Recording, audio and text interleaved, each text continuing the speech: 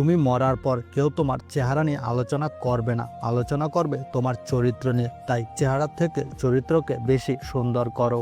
একজন মানুষের চরিত্র চিনতে হলে তার সাথে মেলামেশার প্রয়োজন হয় না, তার কথাবার্তা থেকে চরিত্র জানা যায়। একটা সুন্দর বাড়ি তৈরি করা ততটা কঠিন কাজ নয় যতটা কঠিন কাজ একটা সুন্দর চরিত্র তৈরি করা। যে ব্যক্তি অন্যের চরিত্রে দাগ লাগাতে চেষ্টা করে তার চরিত্র সবচেয়ে খারাপ। চরিত্র হলো সাদা কাপড়ের মতো, যা একবার ময়লা হয়ে গেলে আবার আগের মতো পরিষ্কার হতে পারে না। কিছু মানুষের চরিত্র তুমি ততক্ষণ পর্যন্ত বুঝতে পারবে না যতক্ষণ না পথটা পাথরে হচ্ছে। মানুষের চরিত্র সত্য এবং সুন্দর হলে তার কথাবার্তাও নম্র এবং ভদ্র হয়। তুমি হয়তো কারো সৌন্দর্য দেখে তাকে ভালোবেসে ফেলতে পারো, কিন্তু একটা কথা মনে রেখো, প্রকৃতপক্ষে তুমি তার চরিত্র নিয়ে বেঁচে থাকবে, তার সৌন্দর্য নিয়ে নয়। চেহারাটা বদলানো যাবে না, কারণ সেটা তো বিধাতার সৃষ্টি, কিন্তু চরিত্রটা বদলানো যাবে, কারণ সেটা তো তোমার সৃষ্টি। চরিত্র এমন রাখো যেন রাস্তা দিয়ে বাড়ি ফেরা মেয়েটাও তোমাকে দেখে ভয় নয় ভরসা পায়।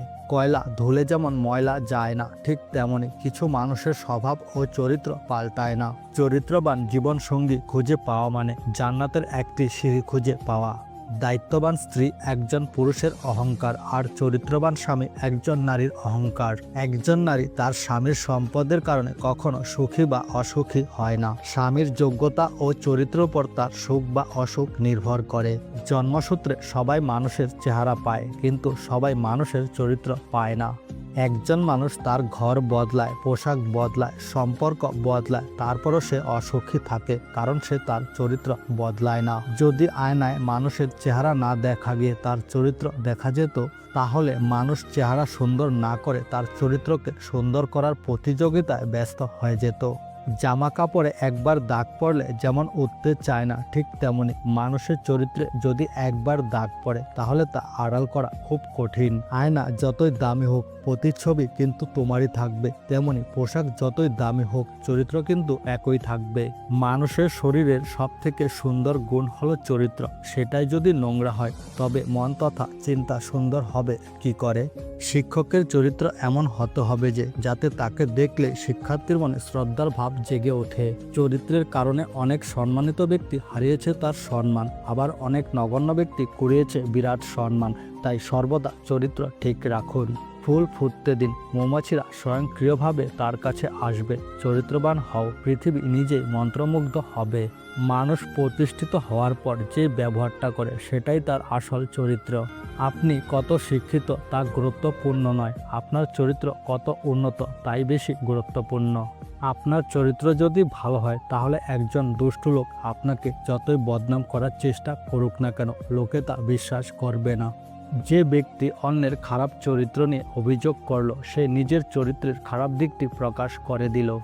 অভাব মানুষের স্বভাব নষ্ট করে, আর স্বভাব মানুষের চরিত্র নষ্ট করে।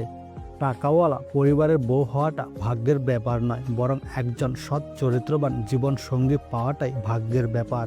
উত্তম চরিত্রের পরিচয় ভালো জামা কাপড় দ্বারা নয়, ভালো গুণ দ্বারা চেনা যায়। চরিত্র এবং সম্মান এমন দুটি জিনিস যা একবার নষ্ট হয়ে গেলে আর তৈরি করা যায় না। চেহারা কুৎসিত হলে মানুষ কুৎসিত হয় না, মানুষ তখনই কুৎসিত হয় যখন তার চরিত্র কুৎসিত হয়।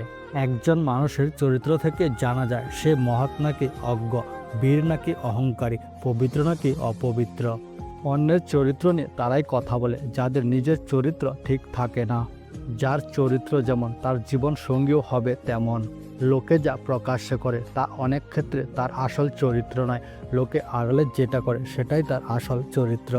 রূপ দিয়ে তো সবাই নিজেকে সাজাতে পারে, কিন্তু যারা গুণ আর চরিত্র দিয়ে নিজেকে সাজাতে পারে তারাই তো আসল মানুষ।